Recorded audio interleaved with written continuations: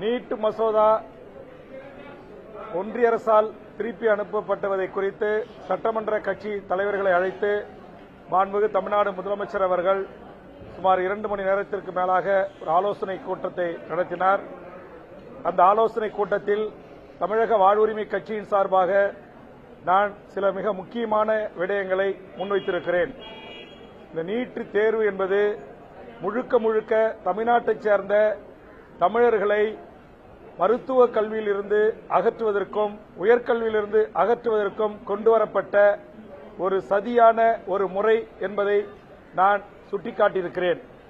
அதுபோன்று மருத்துவத்துறை மட்டுமல்ல, சட்டத்தில் தொடங்கி வெட்னரிங் இதுபோன்ற எல்லா படிப்புகளிலுமே இன்னைக்கு ஒன்றிய அரசு கியூட் என்ற தேர்வுகளை கொண்டு வந்து தமிழ்நாட்டு மாணவர்களுக்கு கிடைக்க வேண்டிய நியாயமான இடங்களை தட்டி பறித்து வட இந்திய மாணவர்களை தமிழ்நாட்டின் எல்லா இடங்களிலும் நீக்கமற இன்றைக்கு உள்ளே நுழைத்துக் கொண்டிருக்கிறார்கள்.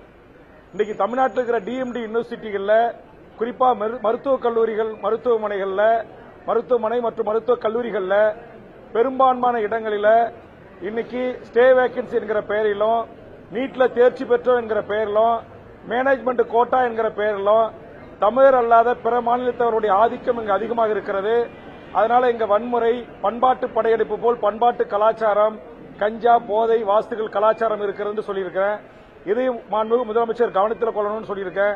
அதே மாதிரி இங்க இருக்கிற அரசு வேலைகளை திட்டமிட்டு இன்றைக்கு ஒன்றிய அரசுக்கு பணி செய்யக்கூடிய அதிகார வர்க்கம் நம்முடைய அரசு பதவிகளே உட்கார்ந்து கொண்டு கடந்த அதிமுக ஆட்சியில் எப்படி டைரக்ட் எஸ்ஐக்கு தமிழ் வழியில் படித்தவர்களை எடுக்க முடியாது என்று சொன்னார்களோ, அதுபோன்று தமிழ்நாட்டுடைய அரசு பதவிகளில் குரூப் 1 தொடங்கி குரூப் 4 வரையிலும் தமிழை எழுத, படிக்க, பேச தெரியாதவர்களை அரசு பதவிகள் அமர்த்தலாம் என்று சட்டம் கொண்டு வந்தார்களோ, இப்போது ஒரு தொழிலாளர், அதாவது 4 தொகுப்பு சட்டம், தொழிலாளர் விரோத அமைப்பு சாரா தொழிலாளர்களை ஒழிக்கின்ற 4 கோடி, இன்னைக்கு இந்தியா முழுக்க இருக்கிற 60 கோடி அமைப்பு சாரா தொழிலாளர்களுடைய வாழ்வுரிமையை பறிக்கின்ற இன்றைக்கு தொகுப்பு சட்டம் கொண்டு வந்திருக்காங்க.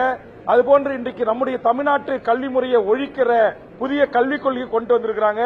இஸ்லாமியர்களுக்கு எதிரான சிஏ, என்ஆர்சி, என்பிஆர்ல தொடங்கி இன்றைக்கு காஷ்மீரில் தொடங்கி இன்றைக்கு பொது சிவில் சட்டம் வரை இன்றைக்கு ஒன்றிய அரசு திட்டமிட்டு தன்னுடைய அஜெண்டாவில் ஒவ்வொரு நாளும் அவர்கள் வெற்றி பெற்றுக் கொண்டிருக்கிறார்கள்.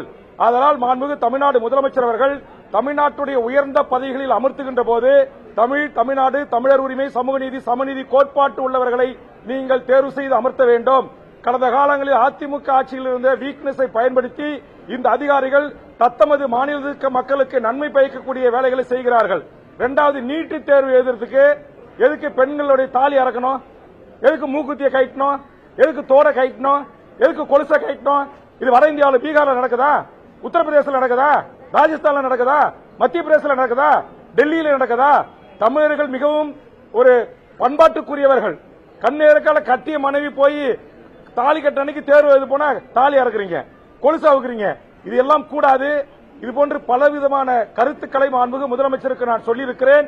குறிப்பா தமிழ்நாடு அரசு தமிழ்நாட்டினுடைய வேலைவாய்ப்பு உரிமையை, கல்வி உரிமையை, தொழிலாளர் உரிமையை, விவசாய உரிமையை, மாணவர் உரிமையை பாதுகாப்பதற்கான அனைத்து முயற்சிகளையும் மாண்புமிகு தமிழக முதலமைச்சர் அவர்கள் விழிப்பாக இருந்து முன்னெடுக்க வேண்டும். இல்லை என்று சொன்னால் தமிழ்நாட்டை அவருடைய சித்தாந்தத்திற்கு, அவருடைய கருத்திலுக்கு ஏற்ற மாநிலமாக இதை மாற்றுவதற்கான எல்லா முயற்சிகளும் கச்சிதமாக திட்டமிட்டு பாரதிய ஜனதா அரசு செய்து வருகிறது. அதனால் மாண்புமிகு முதலமைச்சர் அவர்கள் சரியான நடவடிக்கைகள் எடுத்து தமிழ்நாடு தமிழர் வேலைவாய்ப்பு உள்ளிட்ட பல்வேறு பிரச்சனைகளையும், இந்த நீட்டு தேர்வு உள்பட தமிழ்நாட்டினுடைய மாணவர்கள், நம்ம இந்த நீட்டுக்கு ஒரே நிவாரணம் என்ன தெரியுமா?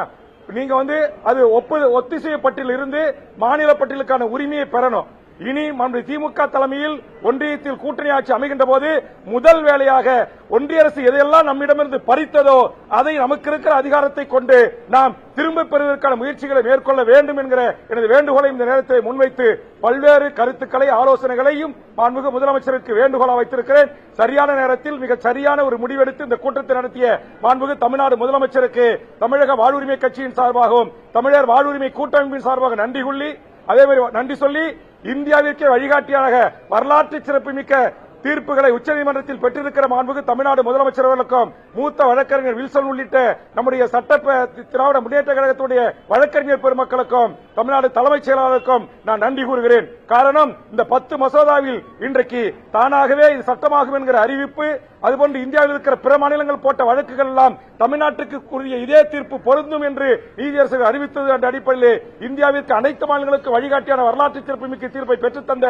மாண்புமிகு தமிழ்நாடு முதலமைச்சருக்கு என்னுடைய நெஞ்சார்ந்த நன்றியை கூறி வாழ்த்துக்களை கூறி பாராட்டை தெரிவித்திருக்கிறேன். நன்றி, வணக்கம்.